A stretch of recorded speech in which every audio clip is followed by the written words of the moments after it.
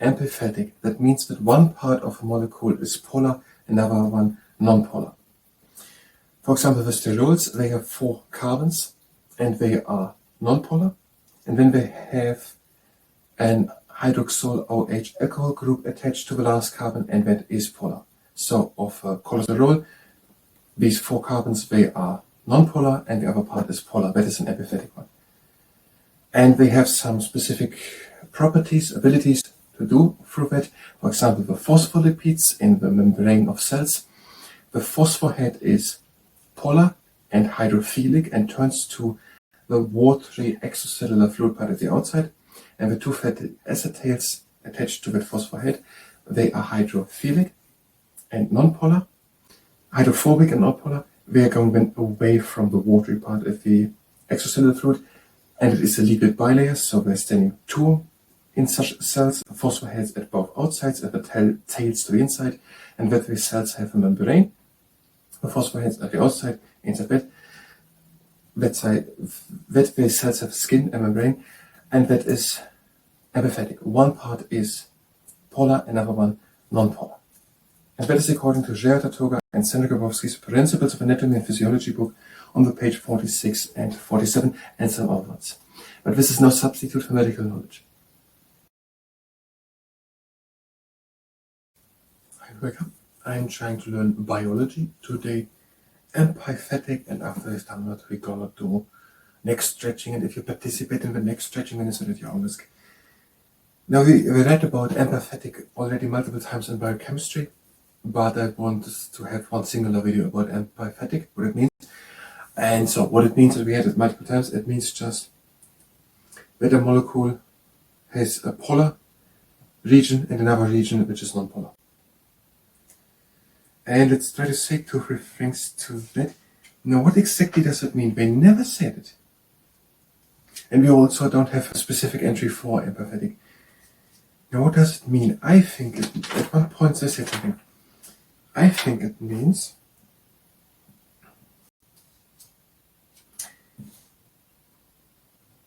solids that contain polar covalent bonds are hydrophilic,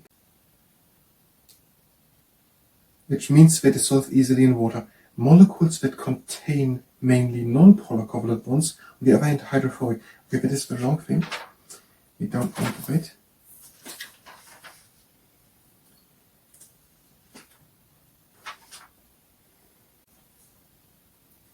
In some covalent bonds, 2 atoms share the electrons equally. One atom does not attract the shared electrons more strongly than the other atom. This type of bond is a non-polar covalent bond. So both are pulling the same strength at the shared electron in the molecule, for example. The bond between 2 identical atoms are always non-polar covalent bonds. Both atoms equally, so they are pulling equally at the electron in the metal. The electron is at the close to both in the same way. Another example of a non-polar covalent bond is the single covalent bond that forms between carbon and each atom of hydrogen in the methane molecule. In a polar covalent bond with sharing of electrons, that is something else, but maybe we explain here what it is now, which causes the amphipathic, or what is it now. In a polar covalent bond, the sharing of electrons between the atoms is unequal. One atom attracts the shared electrons more strongly than the other. When polar covalent bonds are formed, the resulting molecule has a partially negative charge near the atom that attracts electrons more strongly. Now what we mean is that now the stronger atom is pulling stronger at the shared electron as the smaller atom which is pulling at it. Therefore the smaller atom loses it a bit and becomes more positive because the negative electron was pulled away.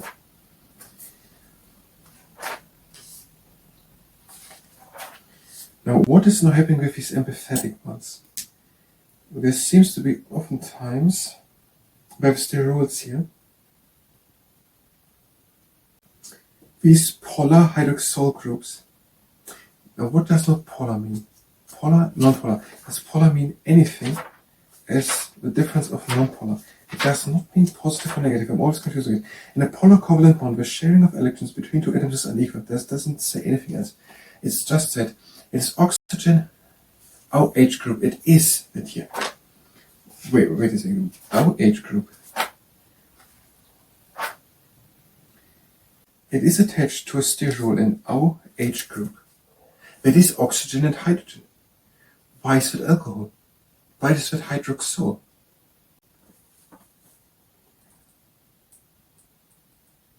It's just, there's a minus minus and then OH. Okay, whatever. We have here, but we have the example, the description. There's an OH group in, when I'm going to say in the book, it's not explained what we know exactly why it is non-polar, non-polar. But if we read it in between the lines, there's talked about the sterols which have attached at their fourth carbon a hydroxyl alcohol group which is an OH, and by an OH there is the oxygen in a covalent bond between oxygen and two hydrogen. It is OH just oxygen has to come together with two hydrogen. Because oxygen has 6 electrons on the outermost shell and hydrogen has 1. So it has to come together with 2, not with 1. This is therefore minus minus. We still try to say something along the line of it.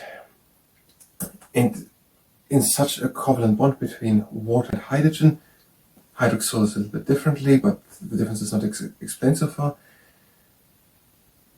Where now the bigger oxygen is pulling stronger at the shared hydrogen, at the shared electron, and therefore the hydrogen becomes a bit more positive. We don't know exactly how it is now with, I don't know exactly how it is now with the hydroxyl group, but that would be with, what is it not even? It is water. No, it's not water. Water is H2O. It is H2O. Is the difference between hydroxyl and water just that it's a 2H? Hydroxyl are OH. Alcohols contain an OH group which is polar and hydrophilic due to its electronegative O atom.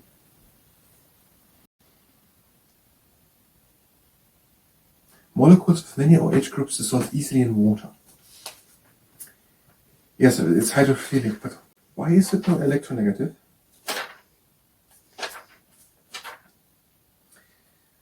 When polar covalent bonds form, the resulting molecule has a partial negative charge near the atom that attracts electrons the most strongly.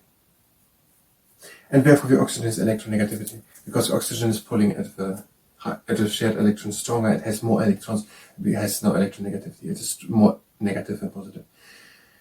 And the other ones are more positive, and therefore they easily bound together. Hydrophilic, we want to go to the water. Why do we want not to go to water, which is again H2O?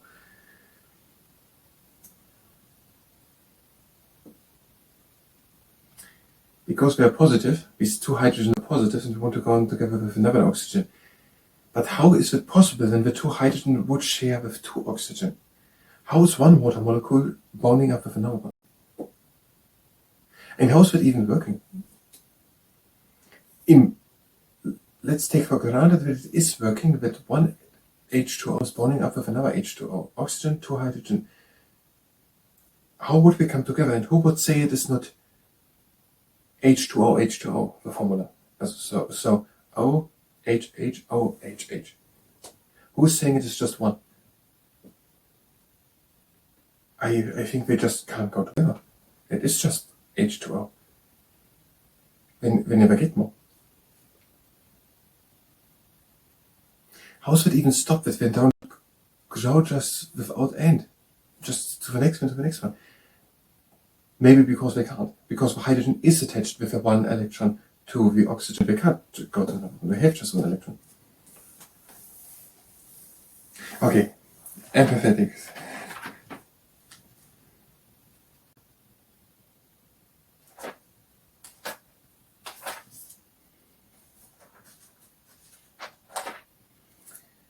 And one part is polar, one non-polar. For example, the phospholipids of the lipid bilayer of cells. We did it in cytology. They have the polar head, the polar phosphohead, which wants to go to the water, and the non-polar hydrophobic.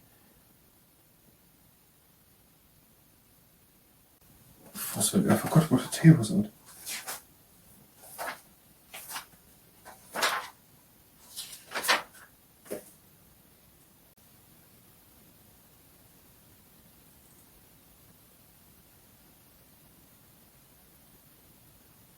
Just two long fatty acetate, two fatty acetate. Okay.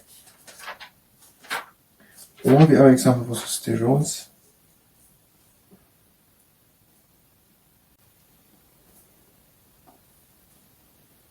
Okay, let's just try to look for that.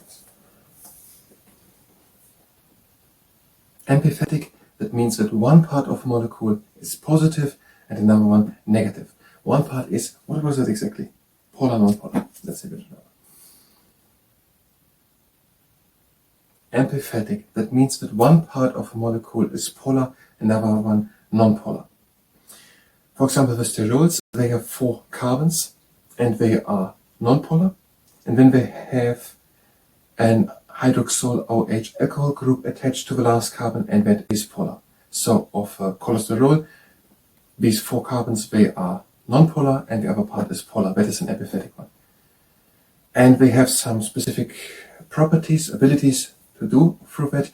For example, the phospholipids in the membrane of cells. The phosphorhead is polar and hydrophilic and turns to the watery extracellular fluid part at the outside. And the 2 fatty acetals attached to that phosphohead, they are hydrophilic and non-polar. Hydrophobic and non-polar, they are going then away from the watery part of the extracellular fluid, and it is a lipid bilayer, so they're standing 2 in such cells, the phosphoheads at both outsides and the tails to the inside, and that these cells have a membrane. The phosphoheads at the outside, inside that these cells have skin and membrane, and that is amphipathic. One part is polar, another one non-polar. And that is according to Gertatoga and Sandra Grabowski's Principles of Anatomy and Physiology book on the page 46 and 47 and some other ones.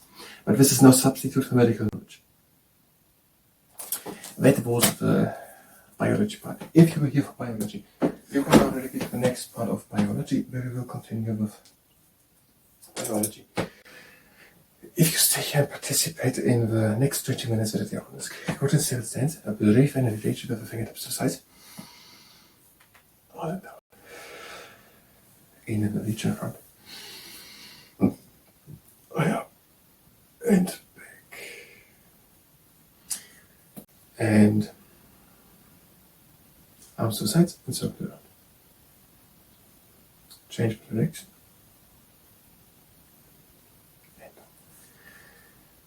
And now stand tall up, shoulders back, breathe in. And out and turn the head over to one shoulder, chin down to the shoulder. In lift the gaze and head out to the other side. Out and down.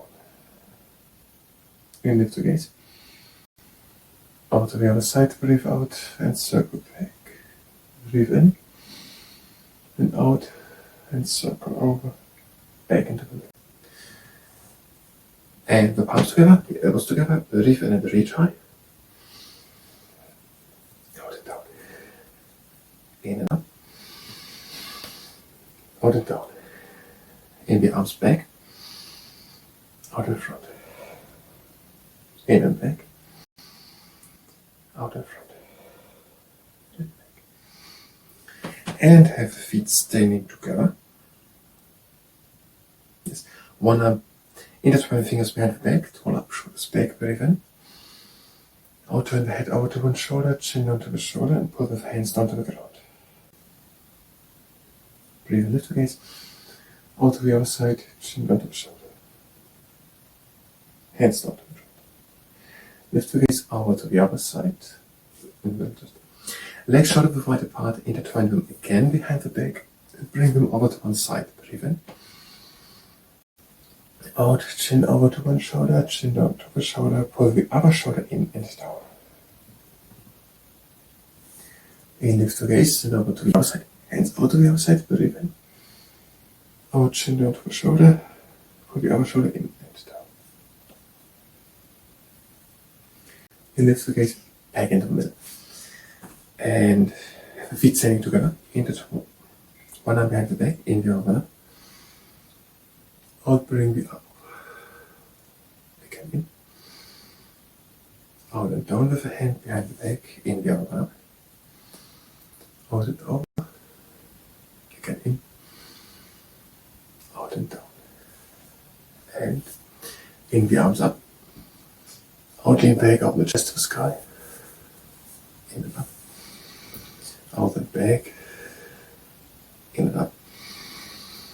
Intertwine the fingers and reach high. Breathe out in front. In and up. Out in front. In and up. Out and back. In and up. Out and down.